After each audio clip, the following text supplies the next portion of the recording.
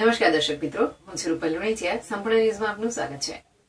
પાલનપુર જિલ્લા શિક્ષણ અધિકારીની કચેરીમાં ફરજ બજાવતા શિક્ષણ નિરીક્ષક વર્ગ 2 એ આચાર્ય તરીકેનું નિમણૂક પત્ર માટે ₹20,000ની લાંચની માંગણી કરી હતી, જેમાં ₹10,000 અગાઉ લીધા હતા અને ₹10,000 શનિવારે સ્વીકાર્યા જતા પાટણ એસીબીના હાથે રંગે હાથ ઝડપાઈ ગયા હતા.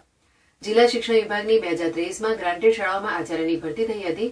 તેમાં ઓનલાઈન ઉમેદવારી કરવામાં આવી હતી, જેમાં ઇન્ટરવ્યુમાં જિલ્લા કક્ષાની ભરતીની પસંદગી સમિતિમાં જિલ્લા શિક્ષણ અધિકારીની કચેરીના રાજેશકુમાર નારાયણભાઈ દેસાઈ શિક્ષણ નિરીક્ષક વર્ગ 2 દ્વારા ઇન્ટરવ્યુ લેવામાં આવ્યું હતું, જેમાં એક અરજદાર ઇન્ટરવ્યુમાં પાસ થયા હતા, જેથી આચાર્ય તરીકેની નિમણૂક પામ્યા હતા.